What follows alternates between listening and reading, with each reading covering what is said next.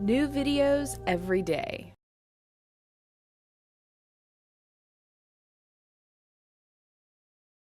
Hi there, this is Catherine, Operation Defuse, Liberty Restoration Project, and I wanted to tell you a little bit about my experience at the conference we just went to in New Orleans. This was my first time going to an event as a member of the media, and it was really an interesting process, and I'd like to take you all through the journey with me so you can have a little fun too.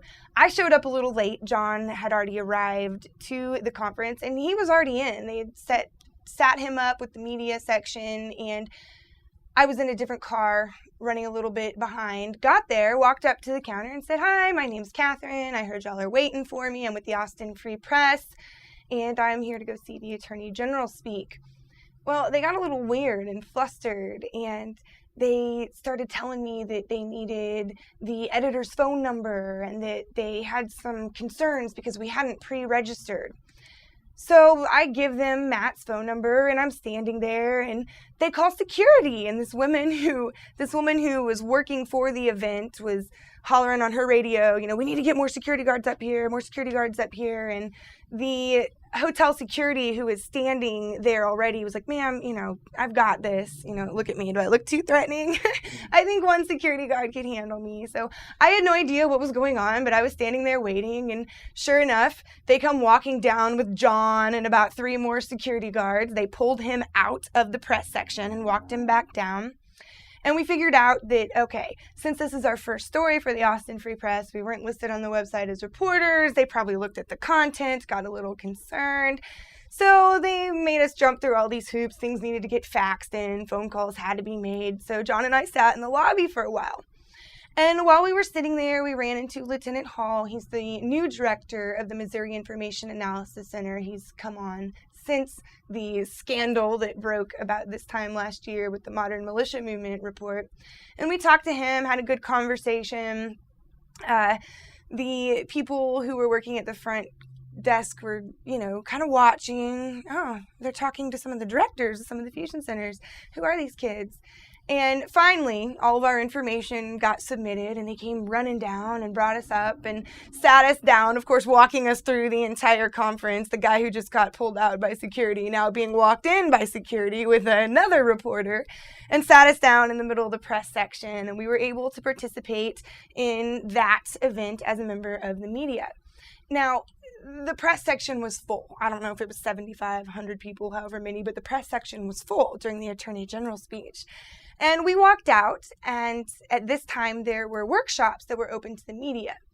And immediately we were assigned to media liaisons. They were members of the FBI who were assigned to walk around with John and I. We were told that they would answer any questions that we had and secure any interviews that we needed. And we kind of looked at each other like, this is weird. I don't see media liaisons being assigned to the rest of the press. What's going on here? So they followed us around from workshop to workshop. The woman who was going with John, they attended one workshop, and John realized, Chief Carter from Austin is going to be speaking in a different workshop. So he got up to go to the other workshop, and his liaison followed him, his little FBI tail. And as soon as they walked into the workshop, sure enough, Chief Carter was talking about John, and there's John Bush right now, and the whole room turns and looks at John. So I'm sure this poor woman who was just assigned to walk around with John is like, who are these little kids that are walking around here with everyone involved in the Fusion Center recognizing them? So I walked out of my workshop where I learned some pretty scary things that I'll tell you about later when I get it all written up for the Austin Free Press article, and walked out, and my liaison was standing there waiting for me and trying to chit-chat, asking me all these questions, So, are you writing a series of stories? What kind of stories are you doing? Why are you interested in this? How'd you get involved? And I just told her. I told her everything. I told her I was profiled by the Missouri Information Analysis Center. I told her about all the instances of fraud and abuse and misuse that I had learned about during my time as a researcher, and explained that I'm just trying to understand what's going on, teach my fellow citizens what's going on, and I'm trying to influence the process so that people don't get profiled the way that I was. And it was funny to me because her face would twitch when I was talking about all the instances of abuse and misuse, and which made me want to do it more, so I kept telling more stories.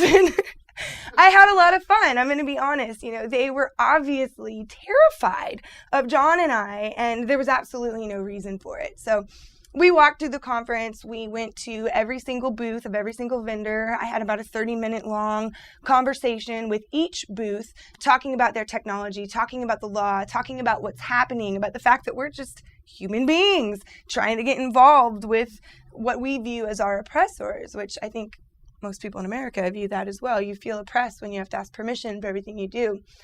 And it was a really interesting experience because we were the only press who stayed past the Attorney General's speech. So we were walking around, the only ones wearing press stuff, the only ones talking, engaging in conversation, the only ones picking up, literature that was sitting out on all the booths. And yes, we picked up literature from every single booth. We're going to sit down and we're going to study that. And we're going to try and get to know what products are being sold to our law enforcement community. A woman at a DHS booth told us, you want to know who's pushing the agenda here? She said, look around, go talk to all these vendors. They're the ones pushing this agenda. And I think that's happening all across the board, not just in our law enforcement community, but you have these corporate entities that are pushing for the centralization of our food industry, the centralization of our music and art cultures. So it's only natural that if it's happening all over society, that's happening in law enforcement too. And we as citizens need to be vigilant. We need to create our own media. We need to show up and ask questions. And in the end, I would say we all learned a lesson in fear. They were scared of us. We were scared of them. And we showed up and realized, hey, we're all just a bunch of human beings. In fact, there was a speaker at the event who walked up to John and I toward the end. And I don't know if he wants his name publicized, so I won't publicize it for now. But he said that he found the Liberty Restoration Project through our red light traffic camera protests, and that he hates red light cameras, and that he hopes we succeed in abolishing them and stopping the revenue generation. And through the red light traffic camera protests, he found the Operation Defuse website, and he watched the videos of us going and visiting the fusion centers. He thought it was funny, the video from New Mexico where we got a little lost. I'm going to be honest, I was upset for John for posting that on YouTube, but now I realize it shows that we're human beings. We get lost, they get lost, and we're all curious, and we're all just trying to learn. And, they were shaking John's hand. I recognize you from your YouTube videos. These people are good people, and they defended us. When the whispers were going around that the Defuse people are showing up, the Defuse people are showing up, those who had met us, those who had interacted with us, they stood up for us and said, these are good kids, these are good people. And in the end, when we were walking out, I turned to the ladies who called security, and I said, do you feel a little silly for calling security now? And they were like, yeah, maybe a little. You guys were very respectful. And I said, so were you. Thank you. And in the end, we walked away having found a happy place. We all learned a little bit more. I know I learned more about what's going on by looking at the source, by talking to the people who were implementing the horrible legislation that's being passed at the top. So just remember that. These are human beings, and while they may be implementing horrible things, aren't we all implementing horrible things by paying taxes to a corrupt government that kills people all over the globe? Aren't we implementing corrupt things by allowing them to continue to do this? It's time for us to take responsibility, not only for ourselves as citizens, but we need to take responsibility for our law enforcement. We need to be standing up for them and showing them that the people in their communities stand by their side and will stand by their side if they tell the federal government no. So get involved, have some fun doing it. We had a ton of fun. Videotape it, get it on the internet. And if you want to be a part of this project, contact any one of us. We would love to have you by our side.